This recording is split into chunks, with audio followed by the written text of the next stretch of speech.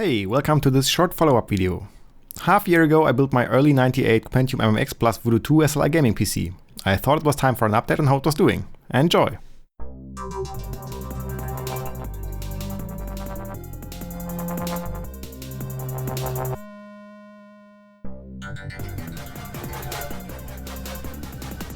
One thing that concerned me was that I had heard from a few people that the Voodoo SLI team was completely bottlenecked by the slow CPU, and that this combination didn't make any sense at all. I had read similar things a few times before, but I wanted to know exactly. Time for a benchmark. The first step in comparing the two Voodoo 2 cards to a single one and to a Voodoo 1 is running a short Quake 2 demo. I've already recorded the demo, so let's run it. To play it back and measure the performance, we'll have to fiddle a bit with Quake's in-game console. We have to set time demo 1, which makes the game ignore the actual time that passes and just play back the recorded game frames without interpolation as fast as possible. Then we can load the demo I just recorded using the demo map command. I'm first running the benchmark using two Voodoo 2s in SLI and the highest resolution they support, 1024 by 768. And here we get 49.2 frames per second, not bad at all. Then I reduce the resolution to see if we can measure any gain in performance. If we do, that means the Voodoo 2s are the performance bottleneck here. But as we repeat the same test with lower and lower resolutions, we see basically no change in performance. In 320 by 240 we see a gain of half a frame per second, but that's well inside the margin of error in our measurement, so we can safely say it's exactly the same. So let's try the same with a single Voodoo 2 card.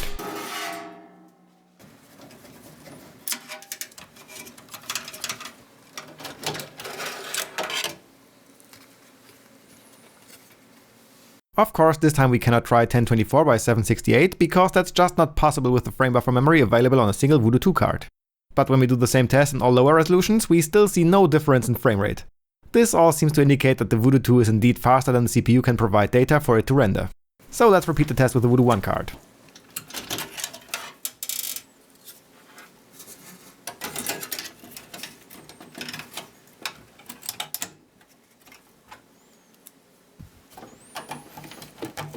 Of course, here we can only use resolutions of 640 by 480 or lower, since most original Voodoo cards only had 2 MB of frame buffer, which is just enough for a double buffered 16-bit color and a single 16-bit Z buffer. And here we see quite a difference between 640 by 480 and 320 by 240.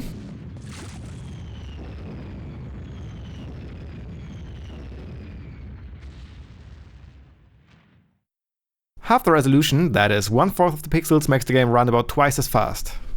The logical next step is to run the same time demo on a faster CPU with the same graphics card to find out at what point there is no performance gain anymore. So I got out my Pentium 2 test rig and installed the Voodoo cards. First on a 266 MHz CPU in maximum resolution, and that resulted in a frame rate of 72.9 frames per second.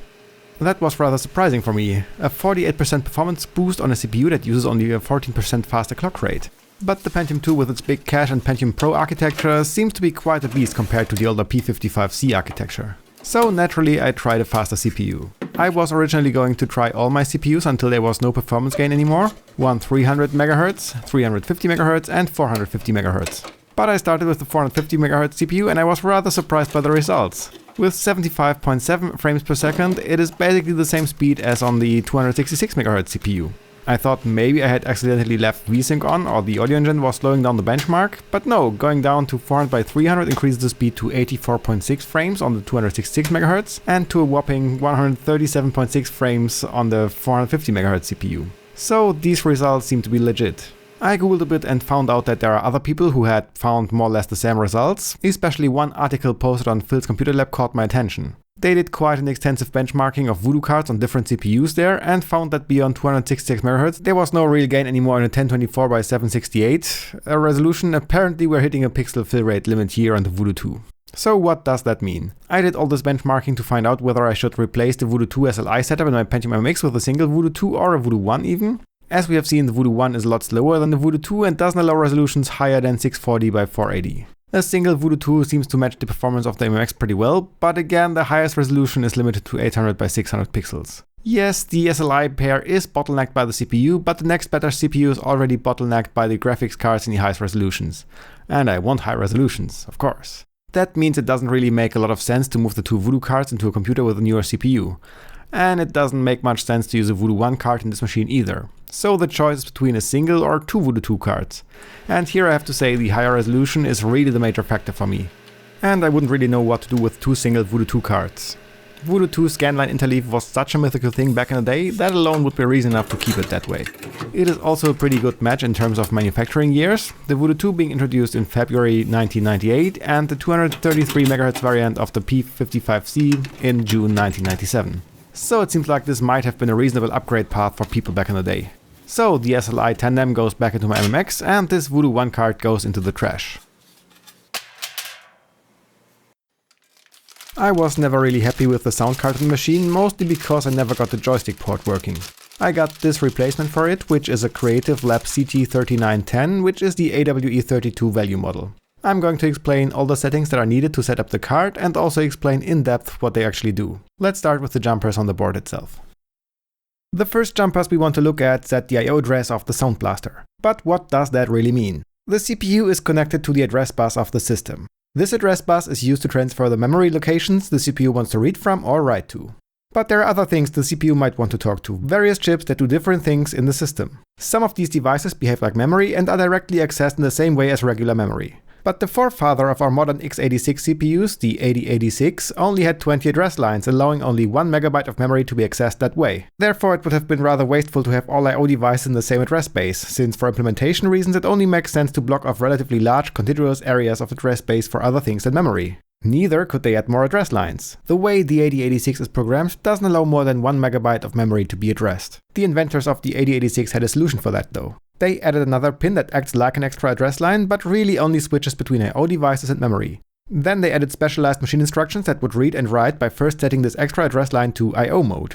This allowed them to use the lowest 16 address lines to read from and write to I/O devices. To avoid confusion with regular memory, the addresses these instructions read from or write to are called I/O ports. Maintaining software compatibility on newer CPUs is probably one of the reasons x86 CPUs stayed popular for a long time and in fact are still by far the most widely used CPUs in PCs. Part of this compatibility is that we still have this separate I/O space today. The Sound Blaster allows configuring the I/O address using these jumpers. What they really do is to let us tell the Sound Blaster on which I/O ports we wanted to listen to our commands. It offers 4 settings: 220, 240, 260 and 280. The most common setting is 220, and unless there is other non-configurable hardware interfering with that, we should keep it that way. There is nothing like that in my computer, so 220 it is. That means I have to keep jumpers iOS 0 and iOS 1 both closed.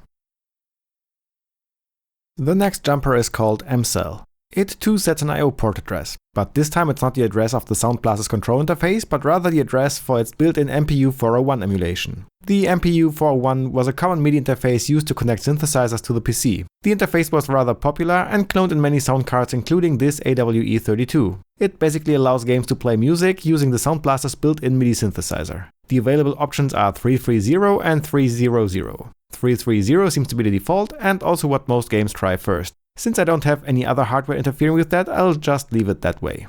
The last jumper in this section allows enabling or disabling the joystick. Since a non-working joystick is one reason I'm swapping out the sound card, I'll of course leave the jumper closed, that is the joystick port enabled. Up next we have another jumper that just enables one thing, the MPU 401 emulation whose I/O port we had just configured a minute ago. Naturally, I'll leave it enabled. The other two jumpers on this block do the opposite, they disable something. The AWE32 has the ability to use a so-called advanced signal processor. Mine doesn't have one, so I'll leave the jumper set to disable it. Sound cards often had IDE or other CD drive interfaces on them, and this one is no exception. I don't need it, so I'll disable it, which can be done by closing both of these jumpers. That also means we don't have to care about any of the other jumpers related to the IDE interface, which are those over here. And besides all of these, there are some additional jumpers that I couldn't find any information about, except for factory configure do not alter, so I'm gonna do exactly that. With all the jumpers set, all I have to do before installing a new card is to clean it a bit. It's rather dusty and that wouldn't fit into this machine I spent so much time cleaning. Then there is one stupid thing I did in the original video. When I added the Vibra16 sound card, I forgot to also move the CD audio connector from the internal sound card to the new one. I didn't notice that until I wanted to play GTA for DOS Game Club and realized I didn't have any of the cool music. So it's time to change that too now. I just have to remove the graphics card for a minute to get a better grip on the CD audio cable. And now it's finally time to install the new sound card and give it a try.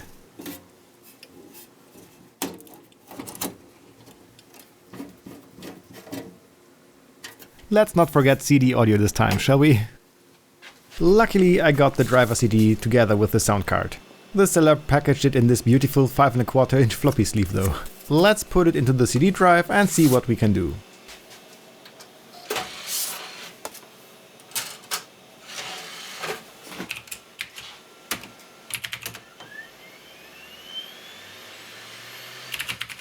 Starting the installer, and yeah, we'll go with English please. Press enter to start install, okay. Full install I guess, no idea what's in the full package, but I'm going to find out soon.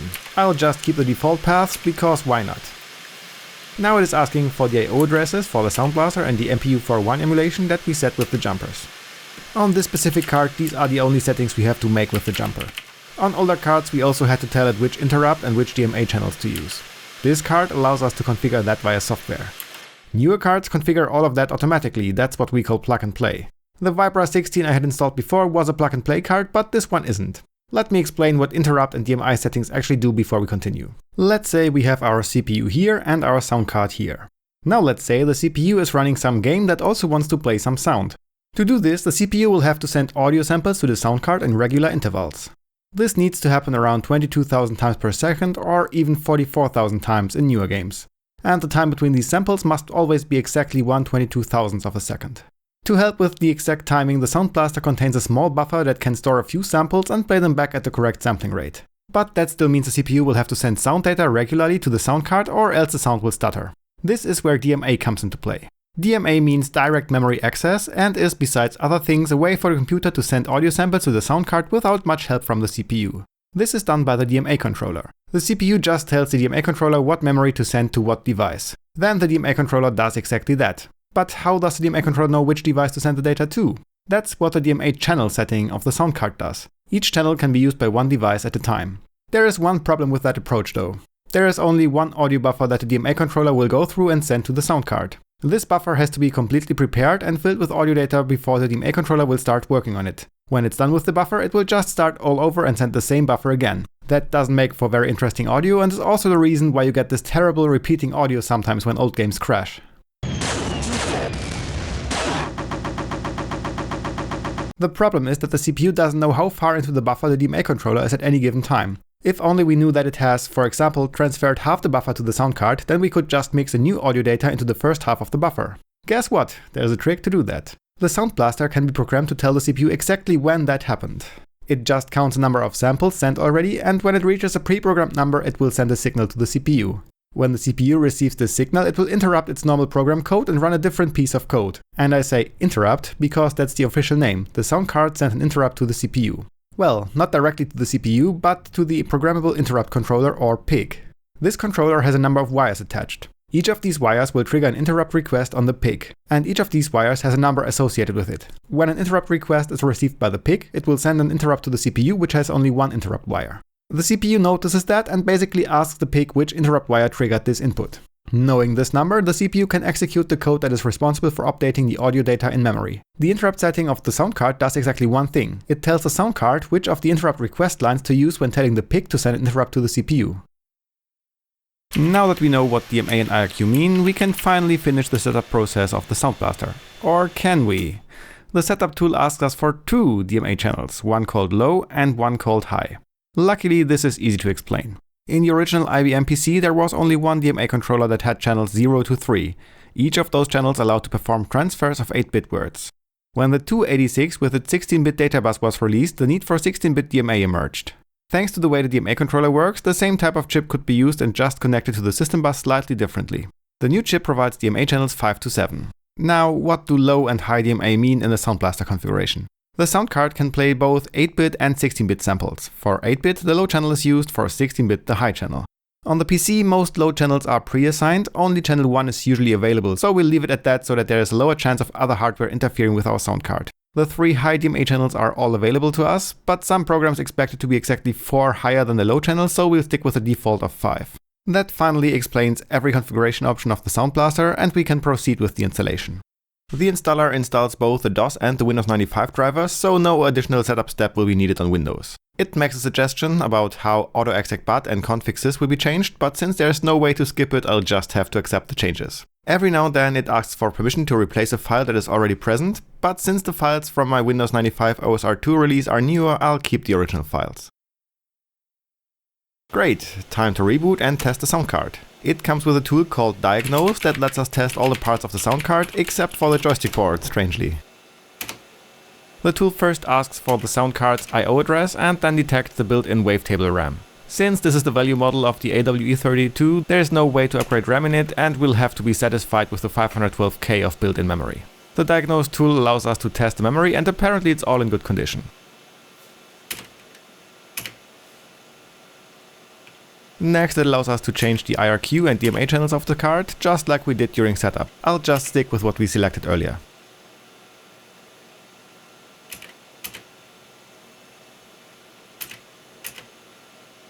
And now we're finally ready to test the actual sound of the sound card. The tool allows testing 8 and 16-bit digitized sound playback, and you can hear quite a difference between the two.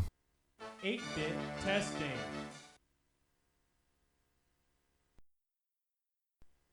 16-bit testing. Then it allows us to test the FM synthesized music.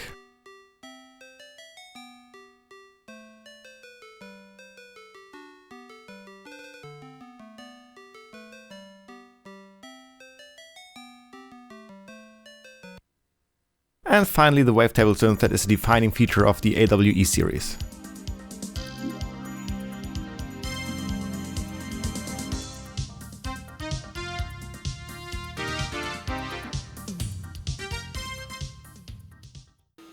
The only thing left to test is the joystick port, and I think I found the perfect tool for that.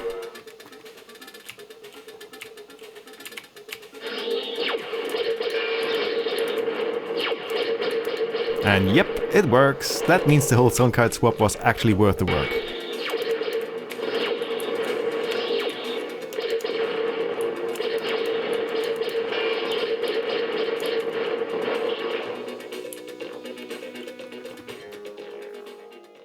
Another piece of hardware I wanted to replace is the Ethernet card. While it was working perfectly fine, the one in there at the moment is from 2001 and I'm trying to keep the whole system authentic 1997 or 1998. So the old Ethernet NIC has to go and will be replaced by this 3-COM Fast Etherlink XL card, which seems to be a design from 1996. It seems like this specific card was made in April 97, which is just about perfect. First, I'll have to clean it though. Especially the sticker some company has put on the big chip needs to go. That thing was rather stubborn and didn't want to come off, but I'm not someone who gives up quickly.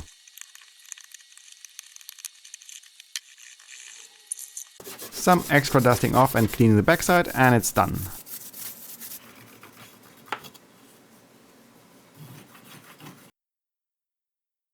Let's remove the Davicom one and put the 3-COM one back in.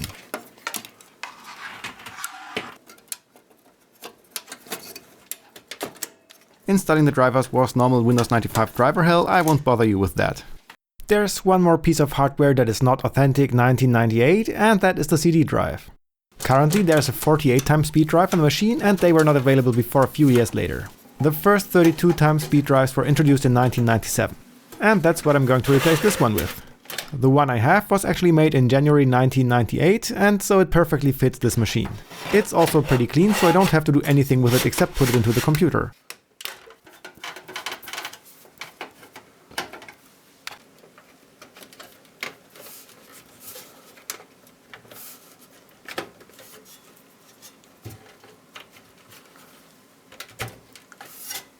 And let's not forget about the CD audio cable either.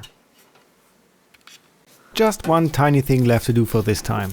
You see, I never got any decent feet with this case, so as a temporary solution I put some furniture felt pads there, but they don't exactly scream 90s computer, do they? So I searched around a bit and finally got these plastic feet from a slightly newer case. The holes on this case are a tiny bit too wide, so they'll wobble a bit, but should otherwise fit nicely. So the felt pads have to go. They are quite stubborn, but in the end they lost. And in go the new feet.